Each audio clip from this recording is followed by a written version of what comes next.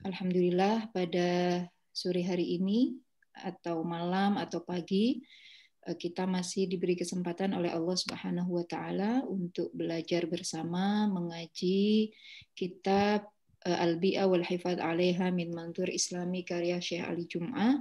Semoga ngaji kita pada sore, pagi atau malam hari ini membawa keberkahan, kebaikan untuk kita semuanya, menjadi ilmu yang bermanfaat, bekal untuk kebaikan hidup kita, tidak hanya di dunia, tapi juga di akhirat kelak. Amin ya Rabbal Alamin. Salawat dan salam tak lupa kita haturkan kehadirat Rasulullah SAW. Semoga kita semuanya senantiasa bersemangat untuk terus menjalankan syariat sesuai dengan yang diajarkan oleh Rasulullah SAW, sehingga kita semua layak mendapatkan syafaat uzma di hari akhir. Amin ya Rabbal Alamin. Sebelum kita mulai ngaji, seperti biasa kita membaca Al-Fatihah dulu. Kita hadiahkan kepada Rasulullah SAW dan semua guru-guru kita yang sudah mengajarkan kita mengaji ya sejak awal. Ala hadhihi niyyah wa ala kulli niyatin shalihah. Al-Fatihah. A'udzubillahi minasyaitonirrajim. Bismillahirrahmanirrahim. Alhamdulillahirabbil alamin arrahmanirrahim maliki yaumiddin. Iyyaka na'budu wa iyyaka nasta'in ihdinas siratal mustaqim siratal ladzina an'amta 'alaihim ghairil maghdubi 'alaihim waladdallin. Rabbighfirli wa liwalidayya amin. Baik, sebelumnya atau pertemuan kemarin kita sudah membahas bagaimana Islam itu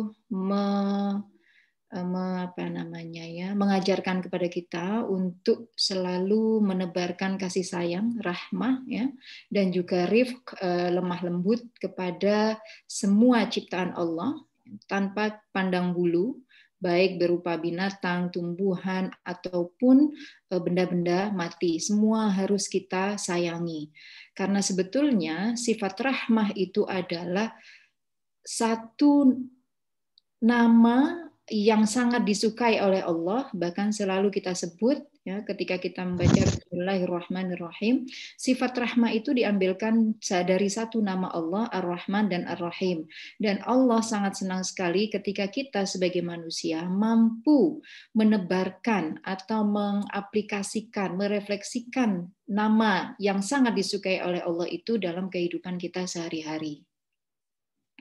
Sekarang kita akan membahas lebih detail tentang khilafah ya. Sebetulnya ini sudah dibahas pada pertemuan-pertemuan sebelumnya, tapi hanya sekilas. Nah, di sini Syekh Ali Jum'ah ingin menjelaskan secara lebih detail mengenai khilafah ya. Bismillahirrahmanirrahim. Mafhumul khilafah fil manzur al-islami. Jadi kita diajak memahami makna khilafah dalam perspektif Islam. Istikhlaful insani fil ardi huwa amrun minallahi ta'ala bil muhafazati 'alaiha wa ri'ayatiha wa tawkilun minhu subhanahu lil insani bi i'mariha wa islahi ma yatra'u 'alaiha min fasad. Jadi menurut Syekh Ali Jum'ah bahwa posisi manusia menjadi khalifah itu adalah perintah dari Allah. Perintah dari Allah, amanah dari Allah yang punya ada impact-nya. Apa maksudnya? Ada tugas di balik status kita sebagai khalifah. Tugas kita apa? Al-muhafadhu 'alaiha wa ri'ayatuha, menjaga, melestarikan, melindungi ya alam raya ini. Wa taukilun minhu, dan status kita sebagai khalifah ini adalah sebetulnya Allah menjadikan kita sebagai wakilnya Allah.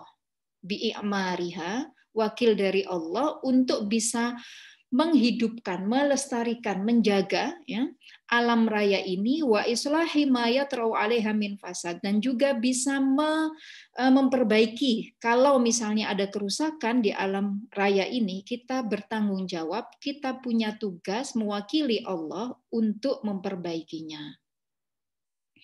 Kemudian Syekh Ali Jum'ah menunjukkan beberapa dalil qauli nakli ya.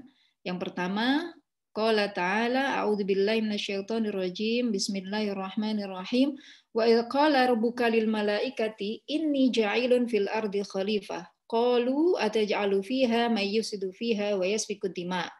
Kemudian dilanjut dengan ayat yang kedua, ya Dawudu inna ja'alnaka khalifatan fil ardi fahkum bainan nas bil haqqi wa la tattabi'il hawa fayudillaka an sabilillah. Yulahadzu fil ayatil ula hirsul malaikati 'alal ard min haitsu innaha makhluqatun lillah. Di ayat yang pertama ya, ini kan protes ya, protes dari malaikat ketika Allah menyampaikan kehendak beliau untuk menciptakan manusia di bumi ini. Kemudian malaikat itu protes, menyampaikan wa idz qala rabbuka lil malaikati inni ja'ilun fil ardi khalifah qalu ataj'alu fiha may yufsidu fiha.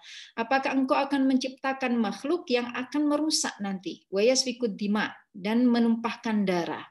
Apa penjelasannya di sini? Di sini menunjukkan bahwa malaikat itu sangat care ya, sangat memperhatikan keberlangsungan kelestarian alam raya ini. Mengapa? Karena alam raya ini adalah makhluk Allah, diciptakan oleh Allah, sama dengan malaikat diciptakan oleh Allah. Maka jangan sampai ciptaan Allah ini rusak gara-gara makhluk baru yang akan diciptakan oleh Allah. Wa khasyatuhum ala ma yusibuha minal fasad bi fi'lil insan. Jadi protes dari malaikat tadi ini sebetulnya ada kekhawatiran dari malaikat kalau nanti bumi ini akan rusak ya, karena perilaku manusia. Qalu ataj'alu fiha may yufsidu fiha. Ini pertanyaan dari malaikat, apakah engkau wahai Allah akan menciptakan makhluk yang akan merusak di bumi ini? Wa fasadul ardi yata'allaqu bil makani waz zaman wa yasfikud dima wa safkud dima yata'allaqu bil insan. Jadi ada dua hal di sini yang ingin dijelaskan oleh Syekh Ali Jum'ah, bahwa fasad fil ardi itu kekhawatiran yang disampaikan oleh malaikat ketika Allah hendak menciptakan manusia itu tidak hanya mengkhawatirkan buminya saja, ya. Yufsidu fiha ini yang merusak bumi, baik yang berhubungan dengan zaman wal makan ya, di tempat atau di waktu tertentu, tapi juga malaikat ini juga mengkhawatirkan keberlangsungan atau kehidupan manusia sendiri, yasfikud dima. Nanti kalau engkau menciptakan makhluk baru di bumi ini bisa jadi rusak, dan manusia itu yang engkau ciptakan juga akan membuat kerusakan pada mereka sendiri. Yasfikud dima. Jadi ada dua hal yang dikhawatirkan oleh malaikat. Tidak hanya buminya, tapi juga keberlangsungan manusia. Dan ternyata terbukti ketika kejahatan pertama yang dilakukan oleh manusia, oleh anak Adam, Qabil dan Habil itu ya, ketika mereka diperintahkan oleh Allah untuk berkurban, dan hanya salah satu saja yang diterima oleh Allah, kurbannya Habil, kemudian Qabil merasa sakit hati, iri begitu, dan dia membunuh saudaranya. Dan ini safkud dima yang dikhawatirkan oleh malaikat. Idzan faqad kanat khasyatuhum tata'allaqu bil insani aidan li'annahu makhluqun lillah yastahiqur rahmah wal riayah.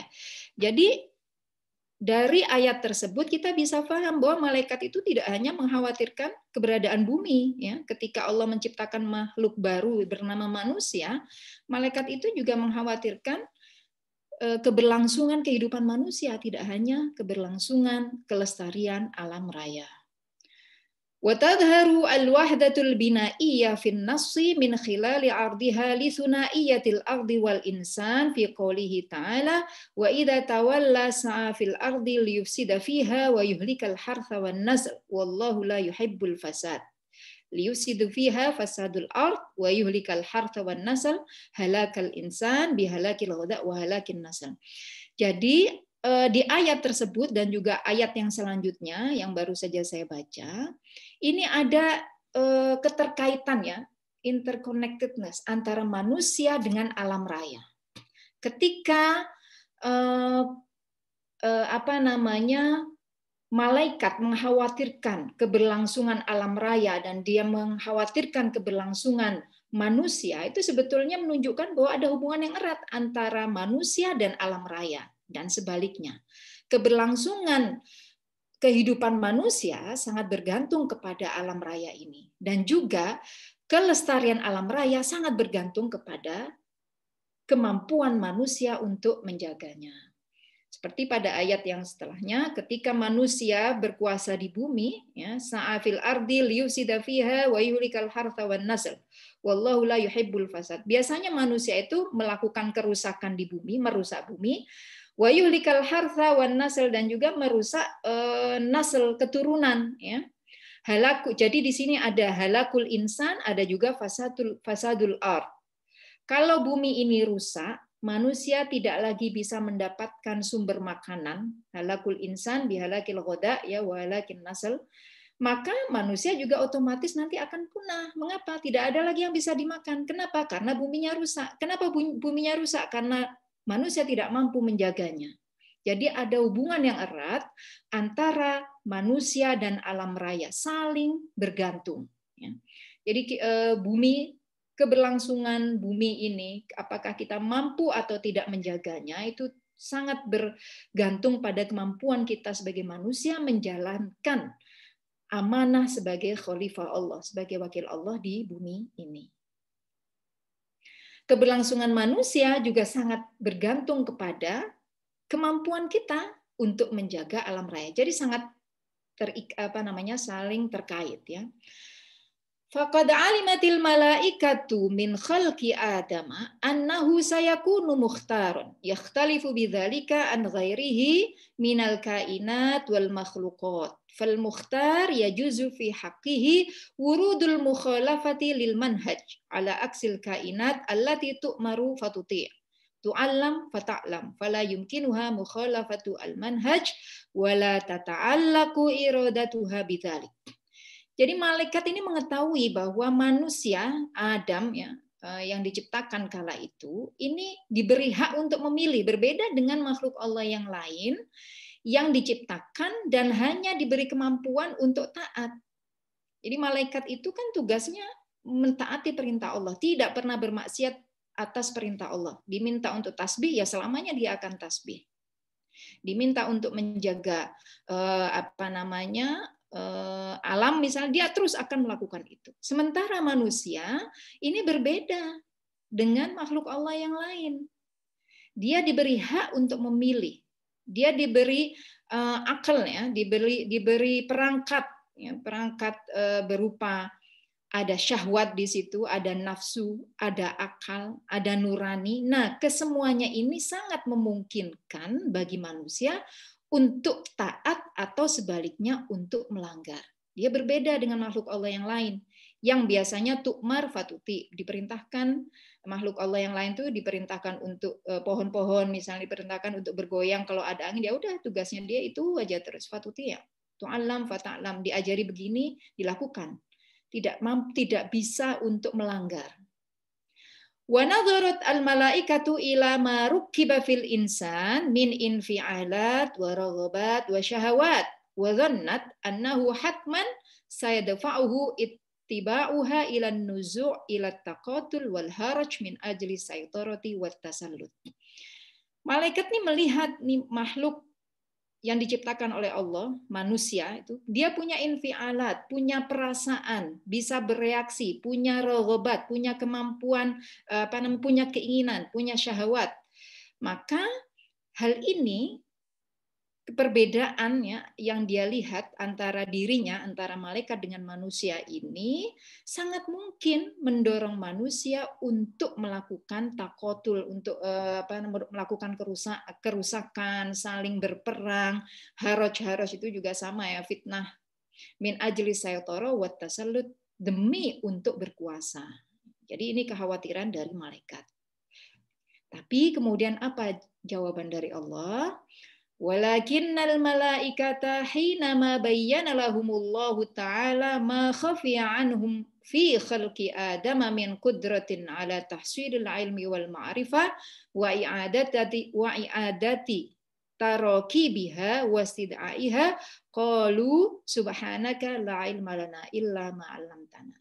Kan kemudian Allah menunjukkan, oke, itu keberatan-keberatan kalian, wahai malaikat. Tapi sesungguhnya kemudian manusia, kata Allah, manusia ini diberi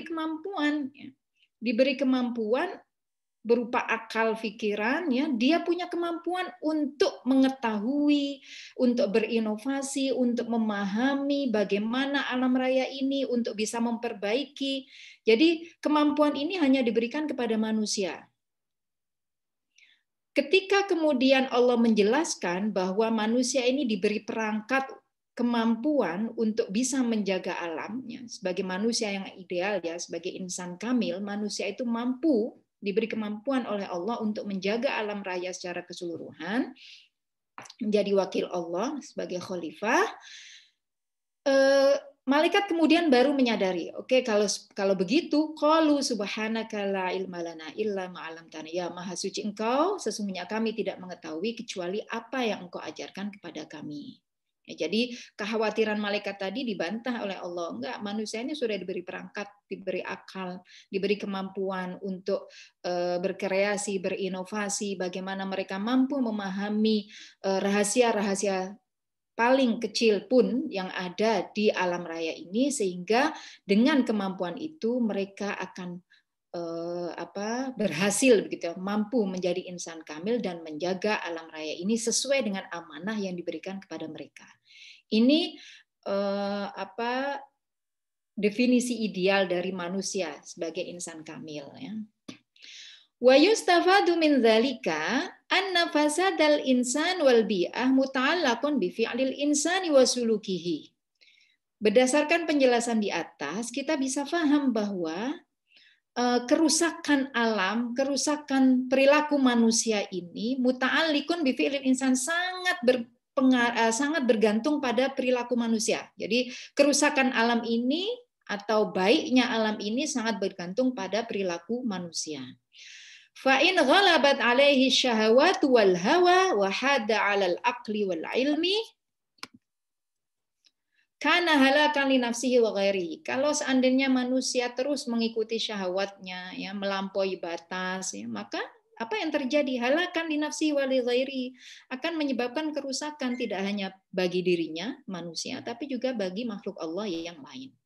Wa in ghalaba aqluhu wa tadabburuhu wa sa'a li tahsilil ilmi wal hikmah fa innahu sayuwafiqu sunnah wal manhaj al haqq alladhi qama alaihi al khalq wa yasiru fi'luhu i'maran wa bina'an wa ibda'an.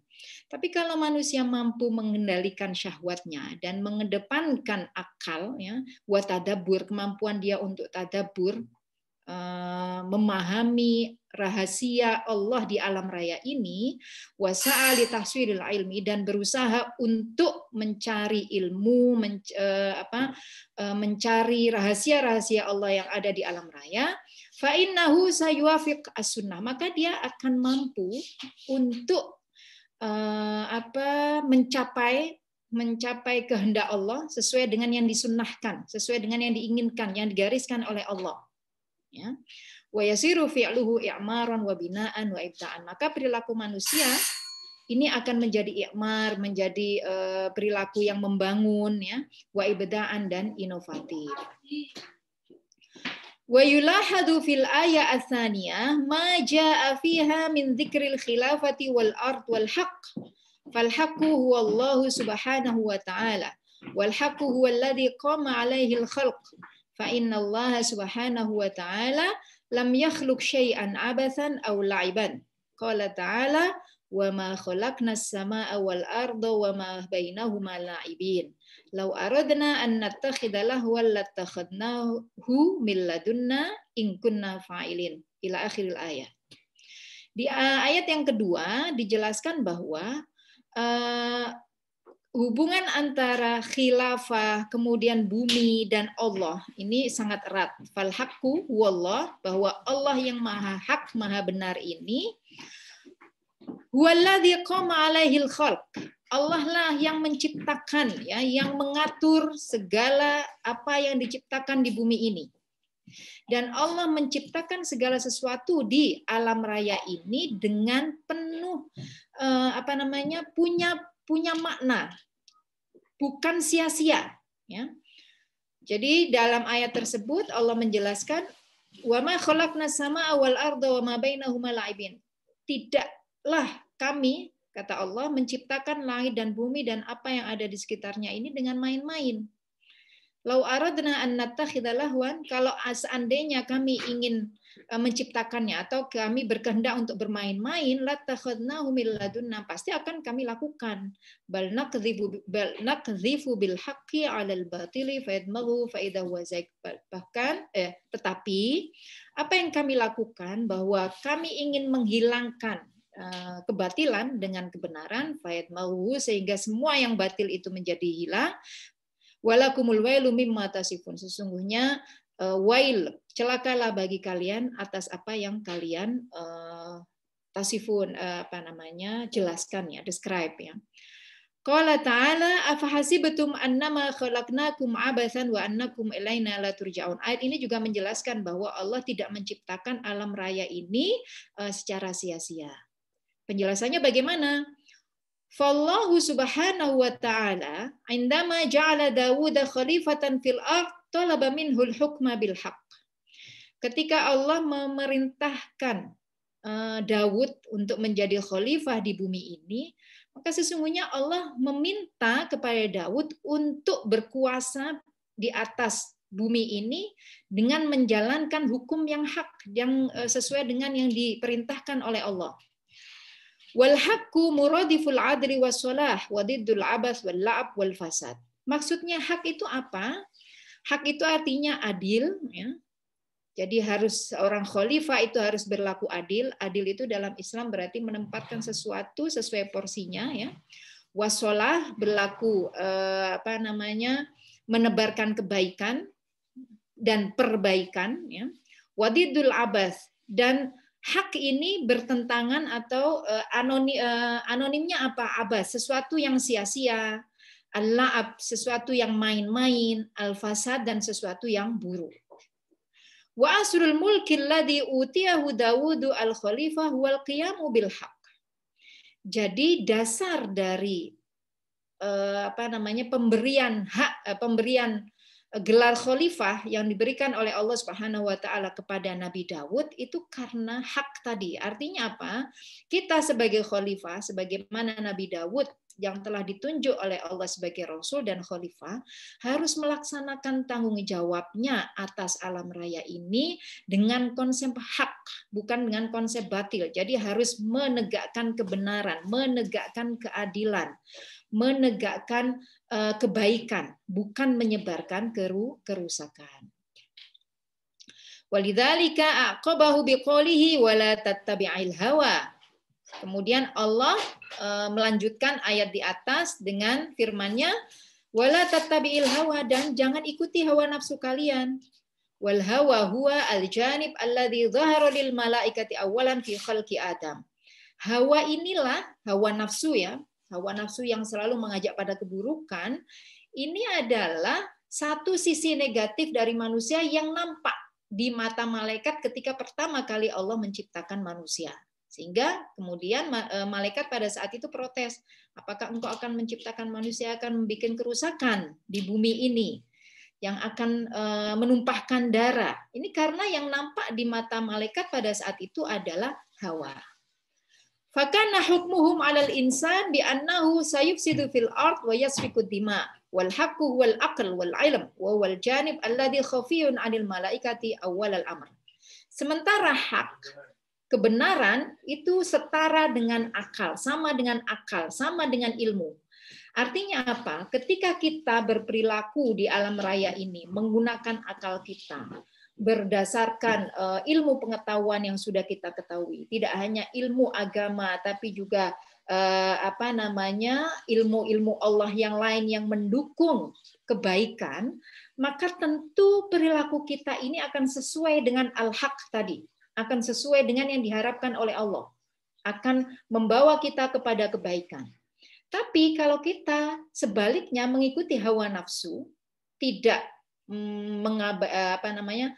selalu mengabaikan akal, selalu mengabaikan ilmu pengetahuan, mengedepankan hawa nafsu, menguasai, mengeksploitasi, ya, jadi menganggap bumi ini sebagai mesin yang bisa kita ekstrak apapun yang ada di dalamnya untuk memenuhi kepentingan hawa nafsu manusia, maka yang terjadi adalah sebaliknya. Wa qad amara Allah subhanahu wa ta'ala an-nabiyya Muhammadan sallallahu alaihi wasallam an yahkuma bil haqqi wal qist li'anna dzalika tariqul mahabbati wal qurba min Allah. Qala ta'ala wa in hakamta fahkum bainahum bil qist innallaha yuhibbul muqsitin. Jadi beliau ingin menegaskan ya bahwa al-haq itu juga selalu beriringan dengan qist, dengan keadilan. Karena tadi salah satu makna dari haqqun itu adalah al-adl. Al-qistu juga punya makna yang sama. Al-adlu wal haqqu wal qistu ini, kebenaran, keadilan, kebaikan, ini adalah jalan menuju mahabbatullah, menuju cinta Allah, ya, dan bisa mendekatkan kita kepada Allah. Dalam firman-Nya Allah berfirman, wa in hakamta, ketika engkau menghukumi atau berkuasa atas manusia menjadi khalifah di bumi ini, fahkum bainahum bil qist, maka hendaklah menghukumi dengan adil. Innallaha yuhibbul muqsitin, sesungguhnya Allah mencintai orang-orang yang adil. Kemudian yang ketiga, wasiyadatul insan 'alal kauni siyadatu intidab, bahwa manusia, ketika tadi dijelaskan bahwa manusia ini adalah wakil dari Allah, sebagai khalifah Allah, wakil dari Allah di bumi, berarti kan manusia ini sebagai said, sebagai pemimpin. Ya. Tapi makna pemimpin di sini siyadatu intidab, maaf. Pemimpin sebagai wakil, walaisat siyadatu tamalluk wa tasallut mutlak, bukan sebagai pemimpin yang berkuasa secara mutlak. Jadi bukan berarti kita punya kuasa penuh atas bumi ini, tidak, kita hanya mewakili. Intidab, ya, jadi hanya mewakili. Fal insanu qaimun bima yaqumu bihi al muwakkal minal hifzi war riayah. Maka karena dia mewakili, apa sih yang dikehendaki oleh Allah?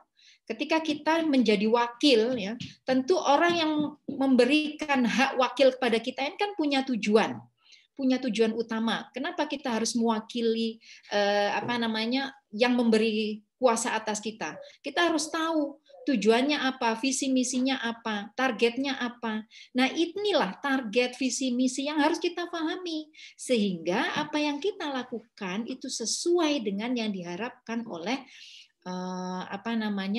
yang memberikan kuasa kepada kita. Dalam hal ini Allah.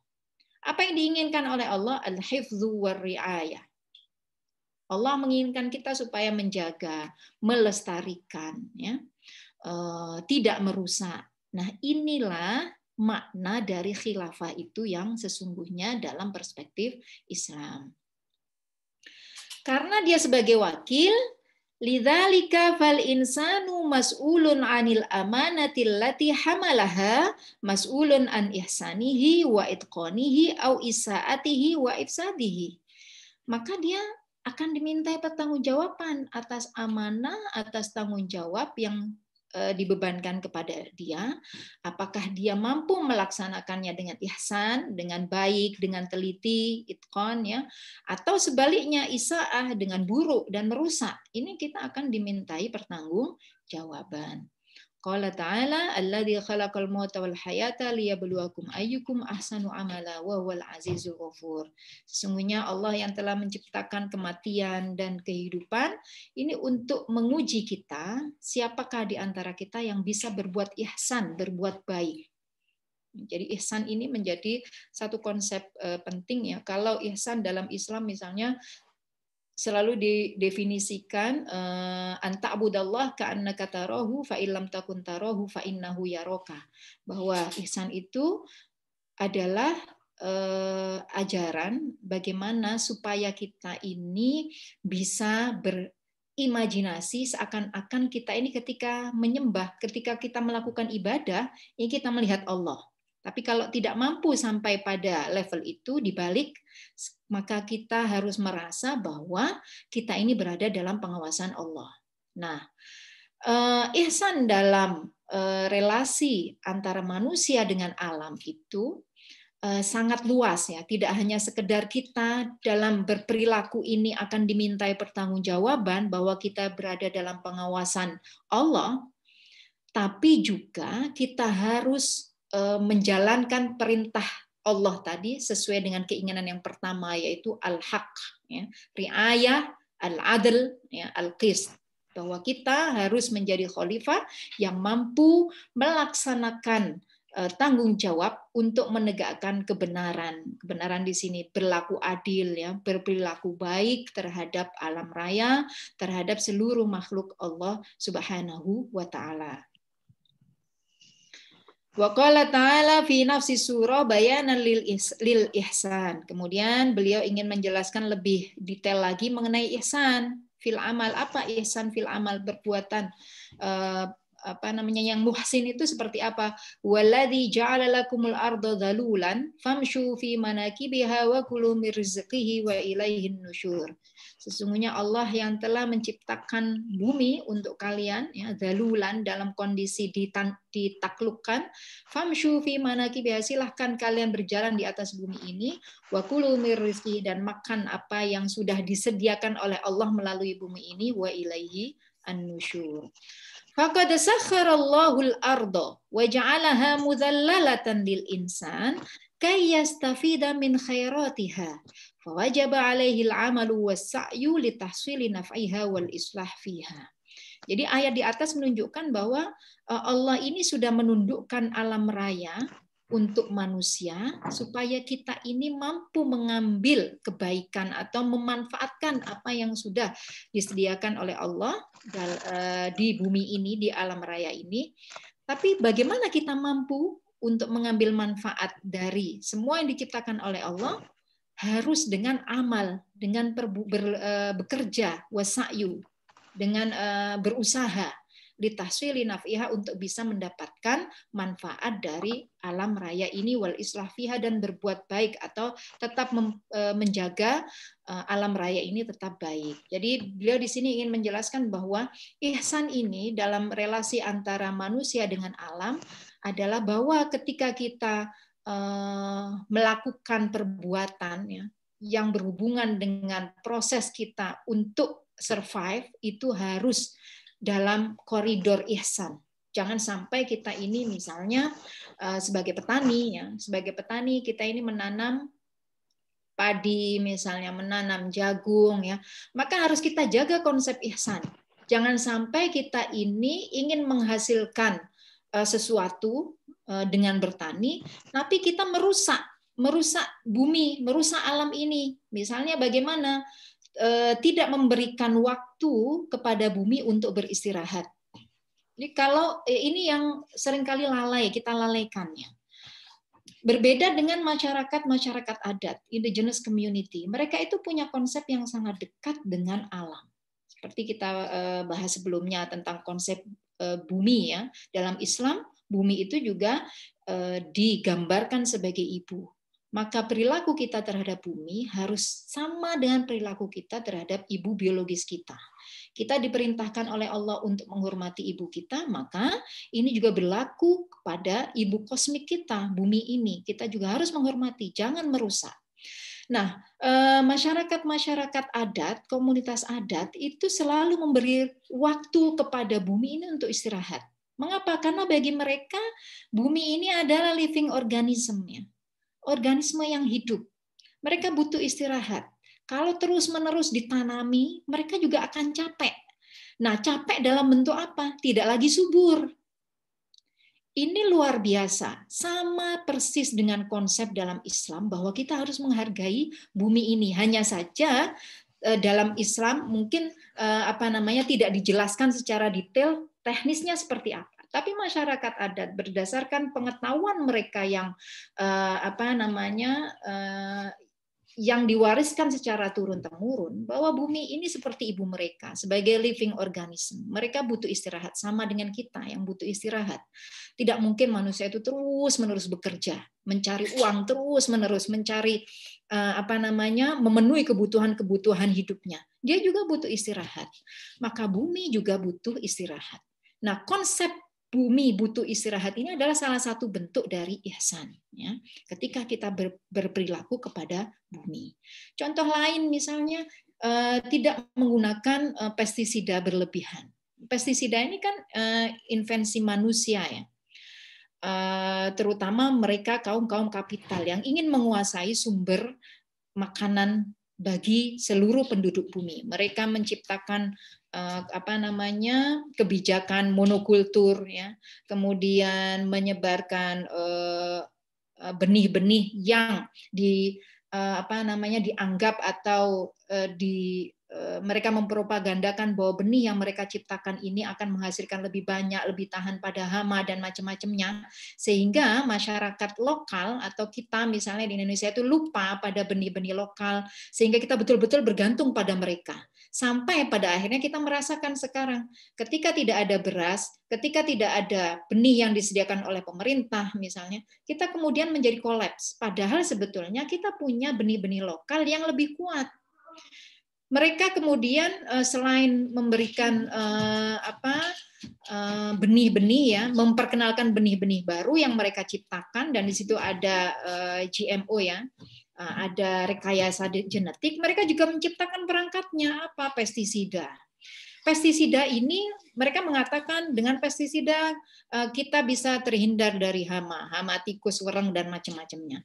Padahal sebetulnya dengan menggunakan pestisida kita menciptakan hama yang lebih kuat karena mereka menjadi mutan, sehingga terus kewalahan. Di awal-awal misalnya mungkin kebutuhan petani itu akan pestisida hanya dalam satu petak tanah membutuhkan 1 kilo. Semakin lama semakin besar kebutuhannya, dan terus-menerus petani ini kemudian dijadikan sebagai mesin, ya, sebagai mesin yang terus bergantung pada produk-produk dari luar. Ini sangat ironis sekali, ya, terutama di Indonesia. Kita ini negara agraris, tapi kita sendiri belum mampu mencapai swasembada pangan. Yaitu tadi karena kebijakan-kebijakan yang tidak memihak pada petani dan juga tidak memihak pada ihsan, konsep ihsan yang telah dijelaskan dalam Islam. Meskipun kita memang Indonesia bukan negara Islam, tapi sebetulnya konsep ihsan ini sudah diwariskan oleh nenek moyang kita, terutama dari masyarakat adat, ya. Oke. Waqad jaa fi sunnatin Nabi sallallahu alaihi wasallam ma yu'akkidu ala ahammiyatil amal bin nisbati lil insan wa ahammiyatit tarbiyati ala al manhaj alladhi yamnahul insan al azma wal quwwah wal karama fi hayatihi bistihdaihi subul al amal asyarif. Nah, beliau ingin menjelaskan konsep lebih jauh bahwa kita ini harus bekerja untuk memenuhi kebutuhan kita. Kita harus bekerja dan tetap menjaga, menjunjung tinggi konsep ihsan. Banyak hadis yang menjelaskan tentang pentingnya bekerja, pentingnya berusaha, ya, dengan tetap menjunjung tinggi konsep ihsan. Di antaranya hadis yang diriwayatkan oleh Anas bin Malik radhiyallahu anhu, anna rajulan minal ansar atan nabiyya sallallahu alaihi wasallam yas'aluhu faqala ama fi baitika syai'un. Ada seorang laki-laki dari Ansor, sahabat Ansor, datang kepada Rasulullah sallallahu alaihi wasallam dan bertanya. Rasulullah itu bertanya, ama fi baitika syai'un, kamu punya sesuatu enggak di rumahmu? Qala bala, ya punya. Bala hilsun nalbasu ba'dahu wa nabsutu ba'dahu wa qa'bun nashrabu fihi minal ma'. Ya, kami punya hilsun. Hilsun itu kain gitu, ya. Sebagian kain kami pakai, yang sebagian untuk dipakai di sebagai pakaian, ya. Wa nabsutu ba'dahu, dan sebagian dari kain itu kita pakai untuk alas. Wa qa'bun, kami juga punya qa'bun. Qa'bun itu minum gelas, ya, tempat untuk, mungkin kalau gelas dari kaca, tapi ini qadah min khashab muqa'ar, tempat minum yang berasal dari kayu. Nashrabu fihi minal ma', yang kami gunakan untuk minum. Qala i'tini bihima, mana itu barang kamu tadi yang kamu sebutkan, hilsun dan qa'bun itu, bawa ke sini. Fa'atahu bihima fa'akhadahuma Rasulullah sallallahu alaihi wasallam biyadihi wa qala man yashari hadaini. Diambil oleh Rasulullah dua barang tersebut, kemudian ditawarkan kepada para sahabat yang ada. Siapa yang mau membeli ini? Qala rajulun, ada yang kemudian menyampaikan gitu, mungkin angkat tangan menyampaikan ana akhuduhuma bidirham, biar saya beli wahai Rasul dengan 1 dirham. Qala man yazidu ala dirham. Kemudian Rasulullah berkata, ada lagi enggak yang lebih tinggi dari 1 dirham. Jadi Rasulullah membantu sahabat Ansor tadi, yang pada riwayat yang lain beliau itu menyampaikan kondisi ekonominya yang buruk ya, jadi tidak punya apa-apa di rumahnya, ini gimana gitu kan. Kemudian sama Rasulullah bertanya, ada apa di rumahmu? Ada 2 barang tadi. Rasulullah SAW membantu sahabat Ansor tersebut untuk melelangkan 2 barang tadi di hadapan para sahabat. Ada yang menawar 1 dirham, kemudian ada yang menawar 2 dirham. Fa'atahuma iyyahu wa akhadha dirhamaini wa a'tahumal ansori. Kemudian yang 2 dirham tadi diambil oleh Rasulullah dan diberikan kepada sahabat Al-Ansori tadi, sahabat Ansor tadi ya. Wa qala ishtari bi ahadihima ta'aman fambidhu ila ahlika washtari bil akhar kuduman. Ini ada 2 dirham ya. 1 dirham silahkan kamu beli makanan dan berikan kepada keluargamu, washtari bil akhar kuduman, dan 1 dirham yang lain tolong beli kapak, fa'tini bihi, dan berikan kepadaku. Fa'atahu bihi fashadda fihi Rasulullah sallallahu alaihi wasallam 'udan biyadihi thumma qala lahu idhhab fahtatib wa bi' wala arayannaka 15 yauman. Kemudian setelah sahabat tadi itu membeli makanan dan diberikan kepada keluarganya serta membeli kapak itu kemudian diberikan kepada Rasulullah sesuai pesan Rasul. Kemudian apa yang dilakukan oleh Rasulullah Shallallahu Alaihi Wasallam? Beliau mengambil kayu, kemudian beliau berkata, idhab, pergilah, fahtatib, cari kayu di sana, wabi, di hutan, begitu. Pokoknya carilah kayu, wabi, dan jual kayu itu, wala aroyannaka, dan saya tidak akan melihat kamu sampai 15 hari. Jadi sahabat tadi diperintahkan untuk bekerja. Ya. Di sini makna ihsan tadi, bekerja itu harus di sini dengan total ya. Fadhahaba ar-rajulu yahtadibu wa yabi'u wa ja'a wa qad asaba 'asharata darahim. Setelah 15 hari, laki-laki tersebut dari sahabat Ansor itu setelah 15 hari mencari kayu, dijual gitu ya. Kemudian sahabat Ansori tersebut sudah mendapatkan uang 10 dirham. Fashtaro bi ba'dihha thawban wa bi ba'dihha ta'aman. Dari 10 dirham itu sahabat Ansori tadi membeli sebagian dari uangnya itu membeli pakaian dan sebagian lagi untuk membeli makanan. Faqala Rasulullah SAW, apa kemudian komentar Rasulullah ya ketika melihat sahabat tersebut, hada khairun laka min antaji al mas'alatu nuktatan fi wajhika yaumil qiyamah. Ini lebih baik bagi kamu daripada kamu nanti pada hari akhir akan mendapatkan tanda di wajahmu sebagai orang yang suka meminta-minta, al-mas'alah. Innal mas'alata la tasluhu illa li thalathatin. Sesungguhnya meminta-minta itu tidak boleh kecuali bagi 3 golongan. Li dzi faqrin mudqi', bagi orang yang benar-benar fakir, au li dzi ghurmin mufdhi', atau orang yang benar terlilit hutang yang sudah tidak tahu lagi caranya bagaimana dia melunasi hutangnya, ya. Au li dzi damin muji', atau bagi orang-orang yang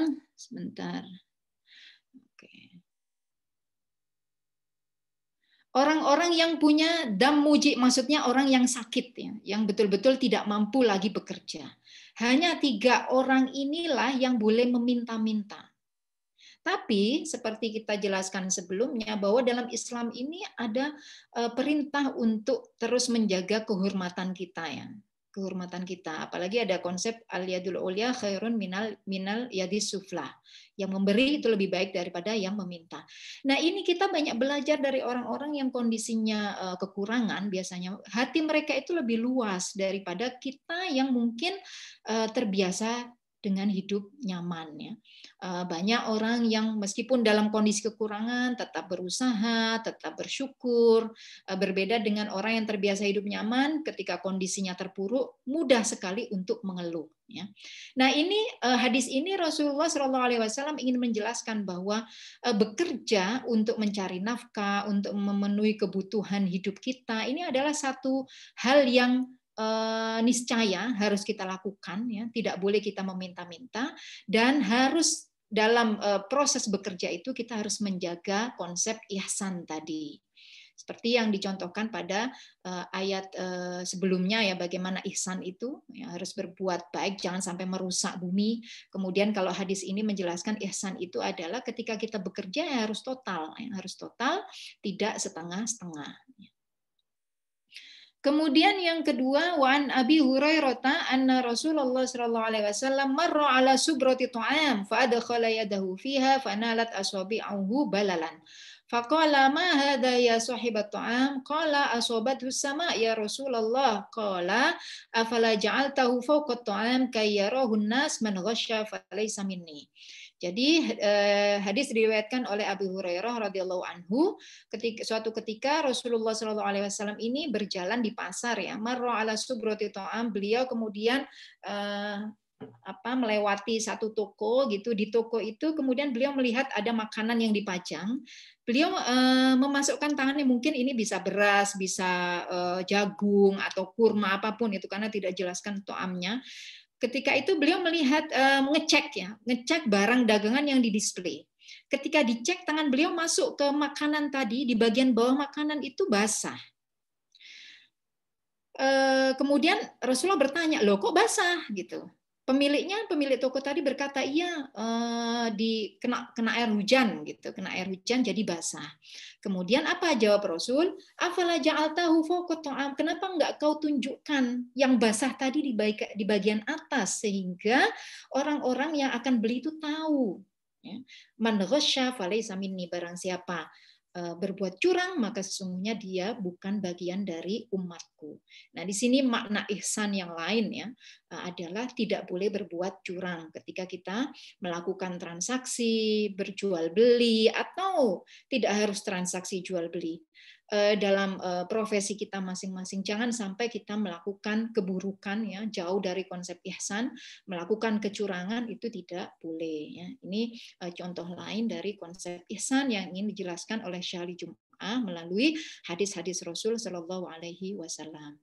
Fadawatul Islam da'watun ilal amal asyarif wa risalatuhu taqulu lil insan i'mal wajtahid fit tanmiyah wal islah wa sayarallahu amalaka wa rasuluhu wa satujaza alaihi walakin bisharafin wa duni ghashin aw khida' fal amalu bina wasyarafu manhaj wal amal la yakunu ijabiyan in iftaqada syaraf wal amanah. Jadi Islam itu menyeru kepada perbuatan yang mulia, ya. Kita diperintahkan untuk berusaha, ya, ijtihad maksudnya berusaha dengan totalitas, ya, fit tanmiyah wal islah, untuk mengembangkan diri, mengembangkan kemampuan kita, wal islah, dan juga untuk bagaimana dengan dihubungkan dengan antara kita dengan alam raya sebagai khalifah. Ketika kita mengambil manfaat atau memanfaatkan alam raya ini, kita harus ingat pada konsep ihsan, kita harus ingat pada status kita sebagai wakil, sebagai khalifah dari Allah, bahwa kita ini menjalankan amanah dari Allah dan harus mampu melaksanakan amanah ini sesuai dengan yang diinginkan oleh Allah. Apa yang diinginkan oleh Allah? Al-haq, kebenaran, kebaikan, keadilan, al-qist, ya. Fal-ghisyu yahdamu as-salam al-ijtima'i wa yuhliku al-harakat al-iqtisadi. Maka sesungguhnya perbuatan yang bertentangan dengan keadilan tadi, bertentangan dengan al-haq, contohnya adalah ghish, kecurangan, ini akan merusak, ya, bangunan sosial. Wa yuhlikul harakal iqtisadiyah, dan akan merusak bangunan ekonomi. Liihdathihi halatan min in'idami thiqa bainal mutabayyi'ain kama yaqdi 'ala salam an-nafsi bi isya'atil khauf wal qalaq wa ilqaihi at-tawajjus war rahbah bainan nas wa kullu dzalika min madhahiril fasad fi hayatil insan. Jadi berbuat curang itu sebetulnya akan merusak bangunan sosial dan ekonomi masyarakat, sehingga ini akan berdampak buruk pada kondisi sosial itu sendiri. Ini kalau dihubungkan dengan tadi makna khilafah, ya, sebagai khalifah kita di bumi ini adalah tadi kembali pada konsep kita ini tidak berkuasa penuh atas bumi ini, tapi kita adalah siyadatu intidab. Kita ini sebagai wakil, ya, mewakili Allah. Dan apa yang harus kita lakukan harus sesuai dengan visi, misi, dan target yang diinginkan oleh Allah Subhanahu wa Ta'ala, yaitu menegakkan keadilan, kebenaran, bukan sebaliknya. Baik. Ya, itu saja ya untuk ngaji kita pada sore hari ini. Ini ada satu pertanyaan. Mohon komentar tentang ayat ini, ayat surat Al-Baqarah ayat 30 yang bagian jawaban malaikat qalu ataj'alu fiha may yufsidu fiha wa yasfiku dima. Imply kalau malaikat pernah mengenal atau mengetahui khalifah walau Allah baru akan menciptakannya. Ya. Jadi dalam ayat tersebut ya, malaikat ini mengetahui. Saya nanti akan coba mencari lebih detail mengenai cerita-cerita di balik ini ya, karena ini barangkali berhubungan dengan sababun nuzul, kemudian juga mungkin juga ada cerita-cerita di balik itu. Apakah memang malaikat ini sudah diberitahu oleh Allah sebelumnya makhluk yang akan diciptakan itu seperti apa? Karena di sini kan menunjukkan seakan-akan malaikat itu sudah tahu makhluk yang akan dibikin atau diciptakan oleh Allah itu pasti akan berbuat kerusakan gitu ya. Ya, terima kasih Mbak Yus atas pertanyaannya. Ini jadi PR buat saya. Apakah memang Allah sudah memberitahu kepada malaikat bahwa makhluk yang akan diciptakan itu berbeda dengan dia, tidak tugasnya tidak hanya taat, tapi ada dia punya perangkat hawa nafsu, punya akal, punya keinginan, punya ruh, punya kolbun ya, yang bisa yang menjadi perangkat penting dari manusia ini dan sangat memungkinkan bagi manusia untuk taat atau sebaliknya untuk tidak taat kepada perintah Allah Subhanahu wa Ta'ala. Nanti coba saya akan baca lagi Mbak Yus. Saya belum bisa menjawab tentang ini. Terima kasih. Ada pertanyaan lain? Assalamualaikum. Waalaikumsalam warahmatullahi wabarakatuh. Iya, Mbak Nuri, monggo. Saya punya pertanyaan, ini nggak spesifik banget tema hari ini, tapi tadi sempat nyinggung terkait dengan ini ya, konteks bekerja dan lain sebagainya. Nah, sebenarnya dalam pandemi, saya pernah dengar ya kalau di masa Rasulullah pun ada bahasan tentang kesehatan mental. Nah, pandemi semacam ini kan ngefek banget, memaksa manusia untuk berubah, termasuk bagaimana kita berinteraksi dan sebagainya, dan banyak orang yang kemudian punya masalah secara psikis. Nah,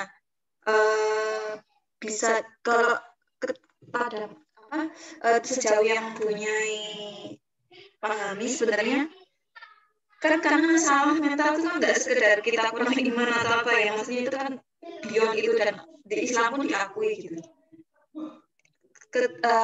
Sebagai ini ya, apalagi kita orang yang tinggal di Eropa dengan lockdown yang nggak selesai-selesai, orang Indonesia kan juga pada dasarnya kan suka sangat senang berinteraksi. Saya sendiri juga mengalami masalah ini, penyesuaian secara psikis dengan kondisi semacam ini. Bisa ini nggak punya maksudnya apa yang secara tuntunan agama seperti apa, kemudian bagaimana itu bisa dipraktikkan dengan lebih mudah. Karena kalau hanya disuruh banyak bersyukur ya itu kayak tentu saja banyak berusaha banyak bersyukur, tapi kan apa yang disampaikan nggak semudah apa yang bisa dilakukan gitu. Ya. Terima kasih Mbak Nuri. Ya, ini menjadi fenomena yang kita hadapi saat ini ya, bahwa kondisi pandemi mengharuskan kita harus beradaptasi dengan new normal, banyak tinggal di rumah, mengurangi interaksi, padahal kita sebagai manusia ini adalah makhluk sosial yang sangat yang cenderung untuk menyukai sosialisasi, bergaul dengan sesama manusia ya, dengan makhluk Allah yang lain. Nah, terkait dengan kesehatan mental, apakah itu hanya sekedar terus-menerus kita ini diperintahkan untuk sabar, syukur begitu ya? Sebetulnya dalam Islam ya, dua konsep utama tadi harus selalu ada, tidak hanya dalam kondisi pandemi, tapi juga dalam kondisi normal. Ini yang pertama. Jadi kalau misalnya terus-menerus kita ini melulu beri pemahaman atau dinasehati untuk sabar dan syukur, kita harus paham bahwa dua ini adalah dua sikap ini adalah seperti dua sisi mata uang yang harus selalu ada dalam kehidupan kita sehari-hari, dalam kondisi apapun, baik kondisi pandemi atau kondisi longgar. Itu yang pertama. Kemudian yang kedua, dari sabar dan syukur ini, manusia akan mampu mengarahkan perilakunya pada kemampuan mencari hikmah. Kemampuan mencari hikmah. Ada dalam sebuah ayat Allah berfirman, wa may yu'tal hikmata faqad utiya khairan katsira. Barang siapa yang mampu mengambil hikmah dari setiap kejadian atau setiap kondisi yang dia alami, sebetulnya dia telah diberi kebaikan yang luar biasa. Khairan katsira, yang sangat banyak. Ini menunjukkan bahwa kemampuan mengambil hikmah itu bukan sesuatu yang mudah. Tidak semua orang mampu mengambil hikmah. Tidak semua orang mampu mengambil hikmah, maka ketika kita dihadapkan pada satu kondisi, kita seharusnya berusaha belajar terus-menerus, mendidik nafsu kita sendiri untuk mencari hikmah itu. Meskipun barangkali hikmah yang kita sangkakan itu tidak sesuai dengan hikmah yang ingin diberikan oleh Allah kepada kita. Contohnya, ketika kita mengalami pandemi, di awal-awal tentu kita membutuhkan waktu atau proses yang cukup lama untuk bisa beradaptasi. Kemudian pada saat itu kita mencoba untuk mencari hikmah. Saya pribadi misalnya untuk mencari hikmah, hikmahnya berarti kita semakin sering bertemu dengan keluarga yang biasanya aktivitasnya kemana-mana, ketemu hanya ketika saat makan malam misalnya, karena aktivitasnya semua punya aktivitas masing-masing gitu ya. Salah satu hikmahnya adalah kita sering bertemu dengan keluarga.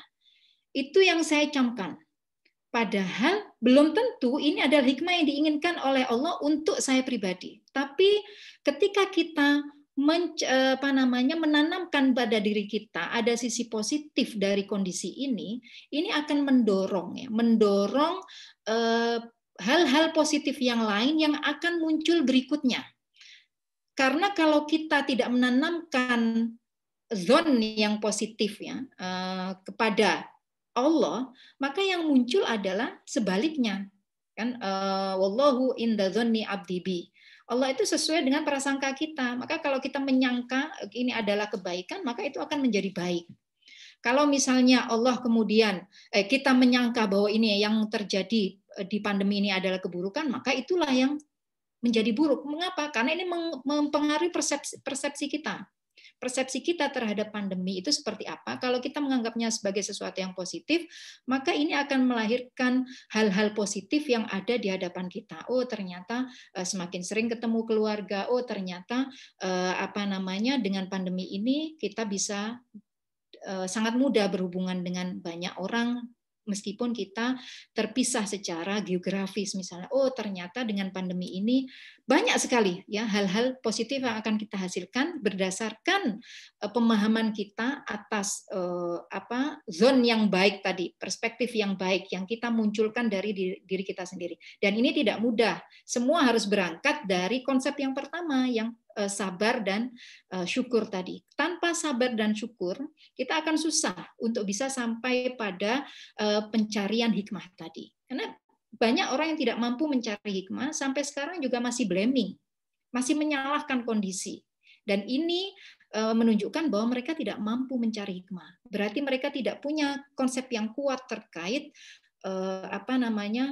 sabar dan syukur. Tapi tentu setiap orang harus terus berproses, tidak ada hentinya sampai titik penghabisan, sampai kita menjumpai Allah di akhir hayat kita. Proses ini harus terus berlangsung. Jangan sampai muncul pesimisme bahwa saya tidak sampai mencapai kemampuan itu misalnya. Tidak, kita semua berproses dan terus-menerus harus saling support bahwa sabar dan syukur, kemudian husnudzon kepada Allah ini harus ditanamkan. Insya Allah dengan sedemikian usaha yang kita lakukan ini akan memampukan kita untuk bisa ya menghadapi setiap kondisi yang ada di hadapan kita itu dengan perspektif yang positif ya. Tentu jawaban saya sangat terbatas ya, tapi barangkali itu bisa memberikan pencerahan sedikit. Assalamualaikum. Baik, sebentar.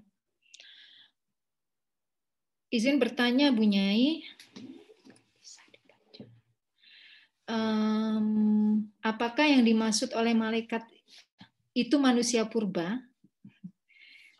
Ada yang komentar kayak begitu, tapi didebung karena nggak ada bukti kalau manusia purba membunuh satu sama lain dan merusak alam. Ya, jadi ini kembali pada konsep evolusi ya. Kalau dalam Islam itu kan tidak ada konsep evolusi.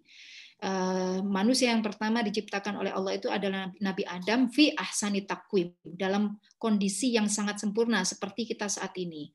Maka ketika ada temuan-temuan manusia purba dan ini menguatkan teori evolusinya Darwin, sebetulnya kalau kita kembalikan pada konsep Islam itu bertentangan dengan konsep Islam bahwa manusia itu diciptakan sebagai makhluk Allah yang ahsanut taqwim, diciptakan dalam kondisi yang sangat sempurna ya. Kemudian apakah pasrah menjadi bagian dari proses ya? Tawakal itu tentu sebagai ini lanjutan dari Mbak Nuri tadi, proses dari menuju tadi kesabaran, kesyukuran, husnudzon ya. Ya, tapi proses itu harus diiringi dengan tawakal itu harus diiringi dengan ikhtiar. Jadi tidak ada tawakal tanpa ikhtiar. Akil wa tawakal, kata Rasulullah SAW. Ikat dulu binatangnya. Jadi ketika itu mengenai hadis ini, apakah saat itu ada sahabat yang mengembala kambing begitu ya, dibiarkan saja. Kan Rasulullah menyuruh kita untuk tawakal, biarkan saja.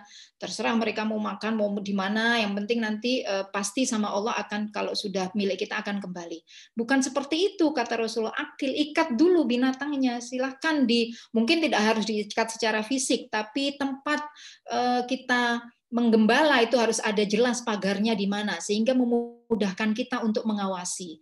Jadi di sini konsep tawakal pasrah itu selalu berkaitan erat dengan ikhtiar. Tidak ada tawakal tanpa ikhtiar. Jadi kita berikhtiar dulu, kemudian baru kita tawakal, kita pasrahkan kepada Allah Subhanahu wa taala bagaimana hasil akhirnya. Itu sudah menjadi ketentuan Allah nanti bagaimana hasil akhirnya. Yang jelas harus ada ikhtiar. Kemudian, Assalamualaikum, mohon izin bertanya terkait dengan takdir dalam berusaha. Kadang keadaan memaksa kita untuk menjalani pekerjaan yang kita tidak serap. Ada rasa semacam minat yang menggebu untuk menggeluti bidang pekerjaan lain. Akan tetapi keinginan orang tua dan kebutuhan harian membuat keinginan itu terlihat seperti angan-angan. Apakah hal ini hanya perlu disikapi dengan sabar, syukur, dan lakoni apa yang saat ini sulit dilakukan dengan lega hati atau bagaimana?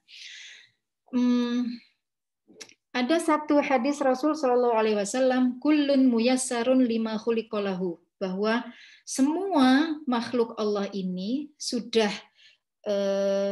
salah satu sunnatullah, bahwa kita ini akan dimudahkan untuk mencapai satu titik yang sesuai dengan kehendak Allah Subhanahu Wa Taala.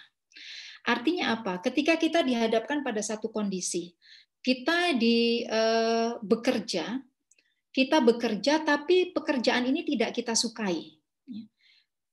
Maka sebetulnya kita harus melihat kembali pada konsep hadis Rasulullah SAW ini, kita ini dimudahkan oleh Allah untuk mencapai sesuatu yang paling sesuai dengan kita.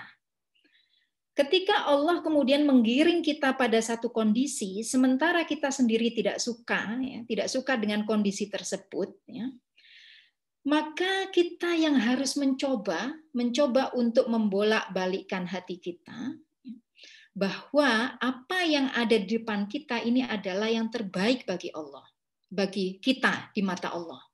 Karena belum tentu yang kita inginkan itu adalah yang terbaik bagi kita. Wa asa an takrahu syai'an wa huwa khairul lakum, dan sebaliknya. barangkali kita ini menginginkan sesuatu, tapi sesuatu itu buruk untuk kalian. Dan sebaliknya, barangkali kita ini tidak menginginkan sesuatu, padahal sesuatu itu baik untuk kalian. Nah, karena kita ini dalam akidah Asy'ariyah, bukan Jabariyah ya, kita ini diajarkan untuk seimbang, moderat antara khauf dan roja, antara kita ini khawatir, takut, ya, tapi juga kita ini ada roja, ada optimisme yang kita bangun. Maka ketika kita menghadapi satu kondisi tertentu, padahal diri kita ini rasanya tidak suka, mungkin bisa kita kembalikan pada ayat tadi. Barangkali yang kita tidak sukai ini adalah yang terbaik buat kita. Barangkali yang kita sukai bukan yang terbaik untuk diri kita. Dengan terus mencoba untuk mengobati hati kita, ya, dengan melihat selain mengobati hati kita juga melihat hasil yang kita peroleh dari pekerjaan yang dalam tanda petik sebetulnya tidak kita sukai, tapi ternyata ini menghasilkan. Dengan begini Allah memampukan kita untuk menghidupi anak istri, menghidupi keluarga misalnya, maka ini akan mampu mengobati diri kita, memunculkan optimisme bahwa yang ada di depan kita ini adalah yang terbaik. Ya. Kalau dalam satu masal orang Arab itu, baidatul yaum khairun min dajajatil ghad. Telur hari ini lebih baik daripada ayam esok hari. Artinya apa? Yang ada hari ini, meskipun mungkin hanya telur itu sekali dimakan sudah habis. Kalau ayam masih bisa bertelur lagi, terus begitu. Mana yang lebih baik? Seakan-akan dalam perspektif kita, ayam itu lebih baik. Tapi yang kita pegang hari ini, meskipun hanya berupa telur, masih lebih baik daripada ayam yang belum tentu kita dapatkan esok hari. Ya, jadi ini sudah tepat tadi. Kita harus menyikapi dengan sabar, syukur, lakoni apa yang saat ini sulit dilakukan dengan lega hati. Karena dengan lega hati ini nanti akan memunculkan energi positif, ya. Kalau orang menyebutnya sebagai aura positif, energi positif, ini sebetulnya adalah salah satu usaha kita untuk mencari hikmah tadi, dari sabar, syukur, memampukan kita untuk mencari hikmah. Dari kemampuan kita mencari hikmah, itu akan memunculkan perspektif yang positif, ya, terhadap apa yang ada dalam kehidupan kita. Saya kira itu, ya, barangkali jawaban saya tentu tidak bisa maksimal, tapi semoga itu bisa memberikan gambaran, membantu teman-teman semuanya untuk bisa mengkondisikan, ya, sesuai dengan keadaan masing-masing. Konsepnya yang penting adalah bahwa ihsan tadi menjadi hal yang utama dalam kehidupan kita sehari-hari, ya. Ihsan termasuk dalam ketika kita dalam kondisi yang tidak suka dengan pekerjaan kita, tapi tetap harus dilakukan dengan ihsan. Salah satu makna dari ihsan itu adalah totalitas. Lakukan dengan baik, dengan total. Ya. Maka ihsan itu nanti yang akan menjadikan kita mampu menjadikan kita mampu menebarkan kebaikan-kebaikan tidak hanya pada diri kita, tapi juga pada alam raya yang ada di sekitar kita. Itu saja untuk hari ini. Semoga bermanfaat untuk kita semuanya. Insya Allah kita akan bertemu lagi esok hari Kamis, ya. Kita akan belajar tentang ta'ammul fil kaun, ya, tadabbur, perintah Allah untuk ta'ammul atau tadabbur, mempelajari, memahami apa yang ada di alam raya. Semoga bermanfaat. Terima kasih. Assalamualaikum warahmatullahi wabarakatuh. Waalaikumsalam. Terima kasih Bu Nyai. Sama-sama. Oke, saya tutup dulu.